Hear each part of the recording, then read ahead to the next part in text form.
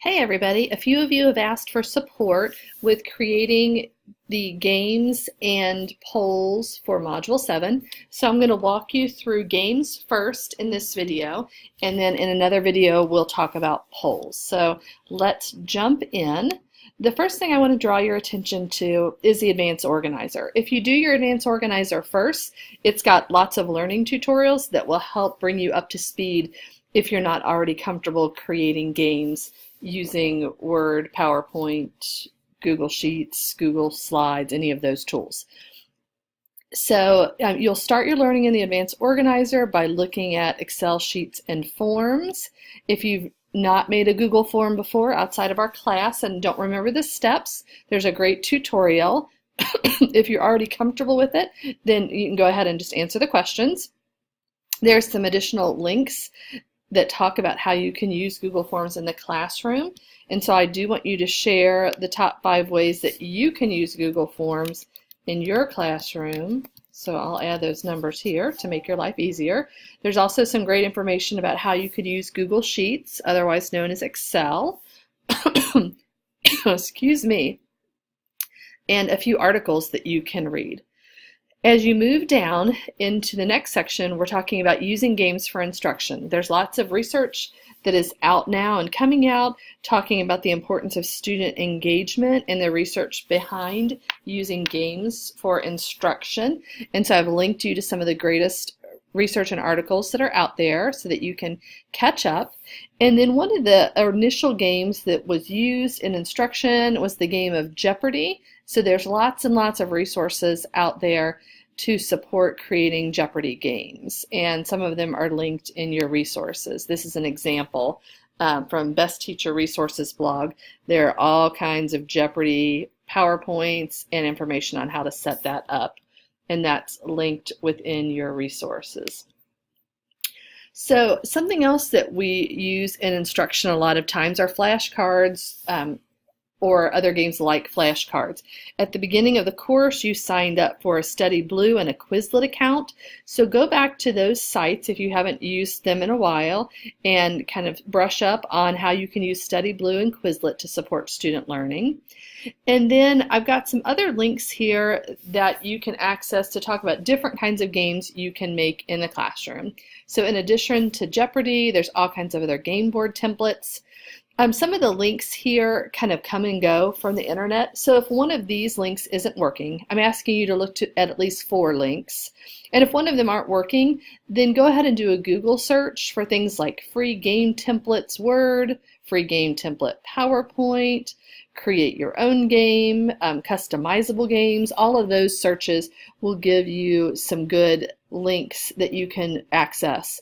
So that you look at least 4 different sites. And after you've looked at least 4 sites that have some game templates and information on making your own games for instruction, talk about how you could use games, whether you're teaching in a preschool classroom, in a Gen Ed 5th grade classroom, if you're a special education teacher in a resource setting, if you're an AP physics teacher, wherever you are teaching, you should be able to use games in instruction.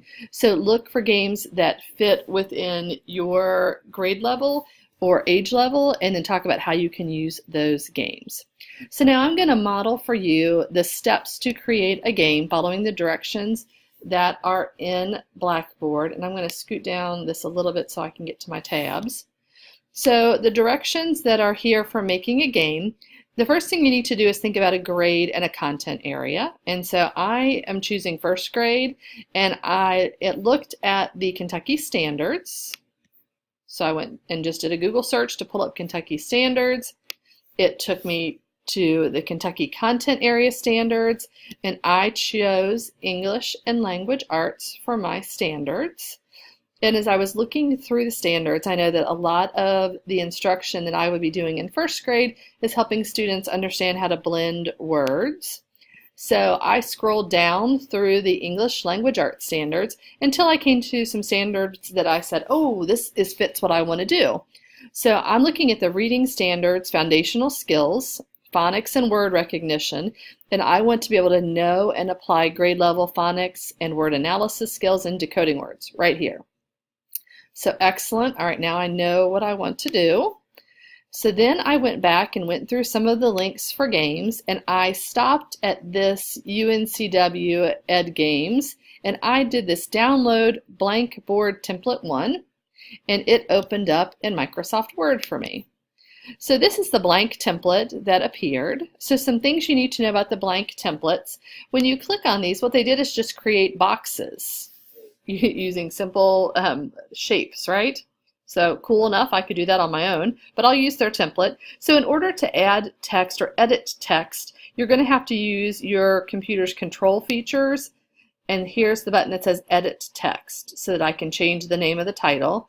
And then if you're in a box that has no text, when I hit that control feature, you're going to say Add Text. So here you can see I've got a blank page and then my games, and you're probably wondering, how did I do that? Well, in this blank template, I just clicked in the middle, and I've got this cursor going, and I went up to my Insert, and I inserted a page break, and it scooted my template down and gave me room at the top to type.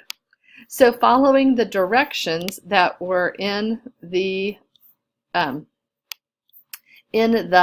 blackboard, I know I'm supposed to add my name and my grade and my standard. So I just retyped the standard that I showed you, the English Language Arts standards, and then I could get started on my game. So the first thing I did was I edited the name of my game and called it CH Words, Building and Reading Fun. Make your title whatever you would like that applies to your game. And then I added some clip art because the directions say add some art to make it look nice. So I'll show you how I did that.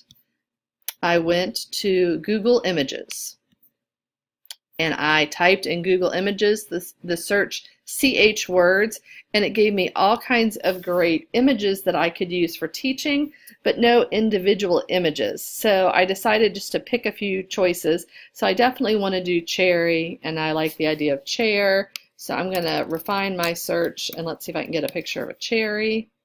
Excellent. This one is perfect. So remember, we click on View Image, so we have a crisp image. Love it. Copy my image. Now I'm going to go back to Word. So when I'm in my Word document and I paste, you'll notice that here it's pasting behind. Not a problem. Click on the image, and then I'm going to use my control features to format my picture. The first thing I want to do is make sure that you're on layout. When you initially open this up, it should be on colors and lines. So click over to the layout feature and move that in front of the text and say OK.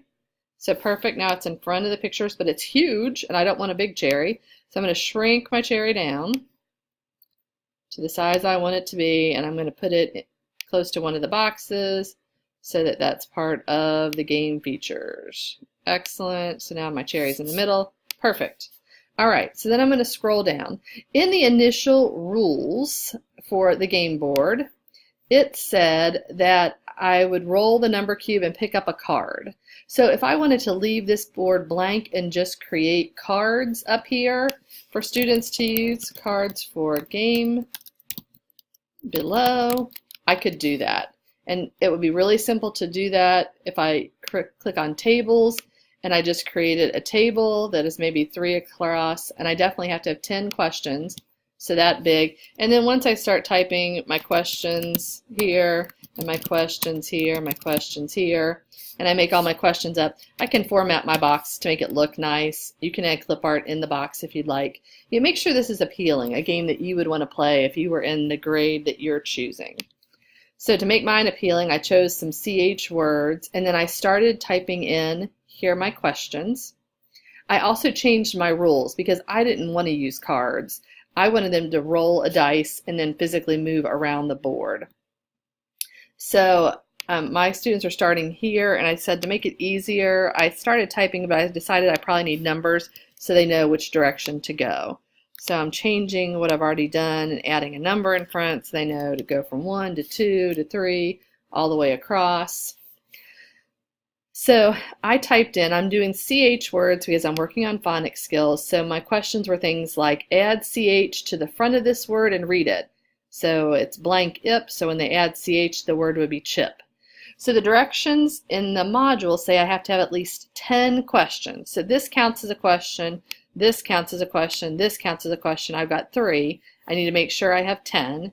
It would be lovely if you just go ahead and finish the game, but know that I'm counting on 10. If you leave spaces blank, then go ahead and fill them in with clip art and make it attractive. And then you'll notice here that I went ahead and saved this as the CH Words game board. The original template I downloaded was the blank board 1, and I don't want to use that to upload. I wanted to make it my CH Word game. I've followed the expectations for setting this up, but I'm going to close this out now, save. But when I go back to Blackboard, the directions further say that I need to, I've got my clip art, I got my questions, I need to save my game into my Google Drive so that it can be viewed. And by now we should be old hat at Google Drive, but I'm going to walk you through the steps anyway.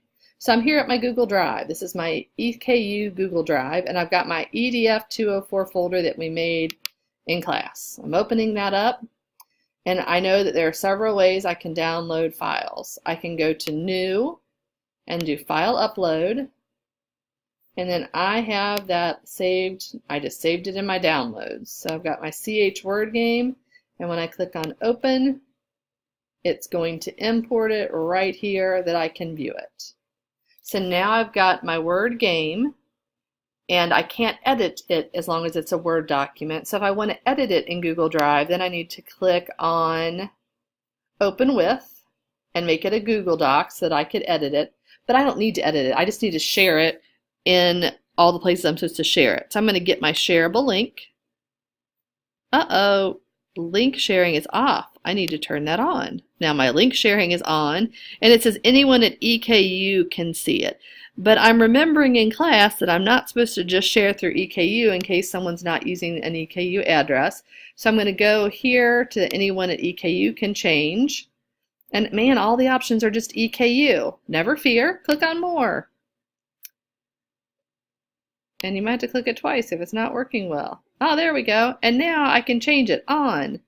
Anyone with the link can view what I've got. No sign-in required, not limited to EKU. Yes, that is exactly what I want. I'm going to save that. And now anyone with the link can view. That's what I want. I'm going to copy this link and say done. One thing to remember, say I've got a really good colleague and we do a lot of work together.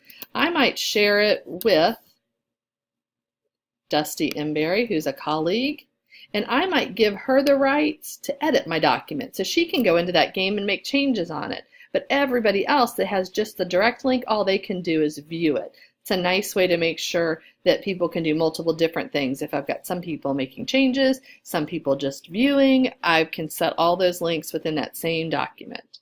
All right, so I am going to X out so that Dr. Emberry doesn't get that link. I'm going to say done. Now I have my shareable link. So I'm going back to the directions, and it says that I need to save it to my Google Drive. Check. Upload to the assignment section of Blackboard. Right here, I can do that. And in my live binder. This is sounding familiar, right? These are steps we've done a lot. So now I'm going to go and open up my live binder.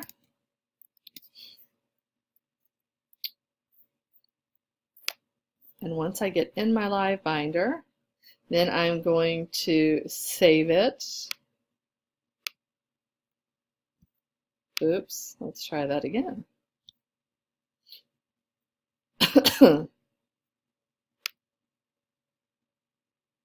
Let's go here, put one. All right, here is my live binder. I'm going to edit my live binder. And I need to go back to the directions. Now I forgot what I'm supposed to do. The directions say in live binder under student engagement or assessment. Alrighty. So I'm going to go to student engagement. Wow, I've got a lot of good stuff under student engagement. Let's go look at assessment. I don't have as much stuff in assessment. I'm going to add this here. So remember to add to this page, I'm going to add a sub-tab. And I'm going to modify the content so that I can add both text and my media. Done. We are almost out of time for this video, So I think you guys have the steps down from here, but notice that I can now view it directly in the link.